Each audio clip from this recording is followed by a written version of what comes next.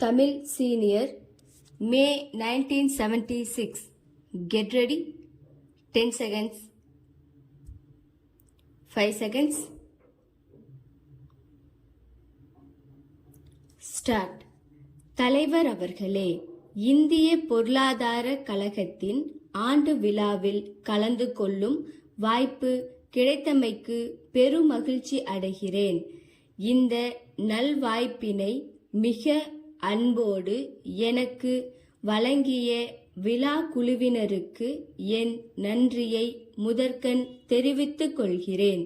நமது நாட்டின் பொருளாதார நிலையை ஒழுங்குபடுத்தவும் அதனை வளப்படுத்தவும் மத்திய அரசும் மாநில அரசுகளும் பல திட்டங்களை தீட்டி செயல்படுத்தி வருவதை நீங்கள் அனைவரும் நன்கு அறிவீர்கள். சமுதாயத்தில் ஏழ்மை நிலையில் இருப்பவர்களின் கஷ்டத்தை குறைக்கும் நோக்கத்துடன் விலைவாசிகளை சீராக வைக்கவும் வளர்ச்சி வேகத்தை அதிகரிக்கவும் திட்டங்கள் தீட்டப்பட்டுள்ளன. வருமானம், சொத்து ஆகியவற்றில் மிகவும் வெளிப்படையாக தெரியும் ஏற்றத்தாழ்வை படிப்படியாக குறைத்து ஏழ்மையை நாட்டை விட்டே துரத்தி அடிக்க வேண்டும். நமது நாட்டில் இன்று ஏழ்மை பெரிய அளவில் உள்ளது. இதை ஒரே தினத்தில் அகற்ற முடியாது. அதற்கு நாம் திறமையுடனும் நேர்மையுடனும் உண்மையுடனும் வேகமாக உழைக்க வேண்டும். நாட்டின் பொருளாதார வளர்ச்சிக்கு புத்துணர்ச்சி அளிக்கக்கூடிய புதிய பொருளாதார திட்டம் ஒன்றினை நமது தலைமை அமைச்சர் அவர்கள் சென்ற ஜூலை திங்கள் 1 தேதியன்று அறிவித்துள்ளதை நாம் அறிவோம். விலைவாசிகளை ஒரே சீராக வைப்பதற்கு இந்த புதிய திட்டத்தில் முன்னுரிமை வழங்கப்பட்டுள்ளது. அவசியமான பொருள்களின் விலைவாசிகள் ஏற்றத்தால் மிகவும் பாதிக்கப்படுபவர்கள் விவசாய தொழிலாளர்களும் நிலையான வருவாய் பெறுபவர்களும் தான் என்பதை நாம் அனைவரும் அறிவோம். விலைவாசிகள் விஷம் போல் ஏறிக்கொண்டிருக்கும் சூழ்நிலையில் பணவீக்கத்தை கட்டுப்படுத்துவதுதான் முக்கிய நடவடிக்கையாகும் என்று தலைமை அமைச்சர் அவர்கள் கூறுவதில் வியப்பொன்றும் இல்லை. கடந்த 1 ஆண்டு காலத்தில் அரசு தொடர்ந்து எடுத்த நடவடிக்கைகளின் காரணமாக விலைவாசிகள் குறைய தொடங்கியுள்ளன. கடந்த 6 மாத காலத்தில் மட்டும் விலைவாசிகளின் குறியீட்டு எண் சுமார் 7% குறைந்துள்ளது. உலகத்திலேயே ஒரு சில நாடுகளில்தான் இவ்வளவு குறுகிய காலத்தில் இத்தகைய விலைச்சரிவு ஏற்பட்டுள்ளதாக தெரிகிறது. விலைவாசிகளை கட்டுப்படுத்த வேண்டுமானால் உற்பத்தியை அதிகரிப்பது அவசியமாகும். அத்துடன் சரியான கொள்முதல் நடவடிக்கையும் சரியான விநியோக முறையும் மேற்கொள்ளப்பட வேண்டும். உற்பத்திக்கு தடையாக மின்விசை தட்டுப்பாடு இருந்து வந்தது.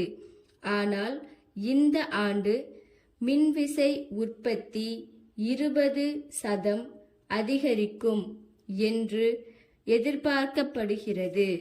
இத்துடன் தொழில் வளர்ச்சிக்கு தேவைப்படும் நிலக்கரி, இரும்பு போன்ற கனிப்பொருள்களின் விநியோகமும் அதிகரித்துள்ளது. வரும் ஆண்டில் இது தொடர்ந்து அதிகரிக்கும் என்று நம்பப்படுகிறது. தொழிலாளர்களும் நிர்வாகத்தினரும் ஒத்துழைத்து தொழில் உறவு சுமூகமாக இருப்பதற்கு வகை செய்ய வேண்டும். தொழில் லைசன்ஸ்கள் வழங்குவதில் கால தாமதத்தை குறைப்பது, தொழில் முதலீடு பற்றி நிபந்தனைகளை தளர்த்துவது போன்றவைகளிலும் தனி கவனம் செலுத்தப்படும் என்று உறுதியளித்து தங்களிடம் இருந்து விடை பெற்றுக் கொள்கிறேன். சென்னை திருவள்ளுவர் கைத்தறி உற்பத்தி நிறுவனத்தின் உரிமையாளரிடம் இருந்து திருச்சி சிந்தாமணி சிறப்பு அங்காடி மேலாளருக்கு. அன்புடையீர், தாங்கள் எழுதிய 1ஆம் நாளிட்ட கடிதம் வரப்பெற்றோம். மிக்க நன்றி. நாங்கள் அண்மையில் தயாரித்து விற்பனை செய்து கொண்டிருக்கும் வண்ணத் துணிகளின் விவரங்களை தங்களுடைய பார்வைக்கு கொண்டு வருவதில் நாங்கள் பெருமகிழ்ச்சி அடைகிறோம்.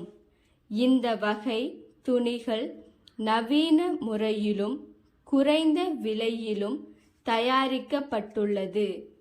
அயல்நாட்டு ஏற்றுமதிக்கென்றே இந்த வகை துணிகள் தயாரிக்கப்படுவதால் அவைகளின் தரம் சிறந்த முறையில் அமைய நாங்கள் கண்ணும் கருத்துமாக இருக்கிறோம்.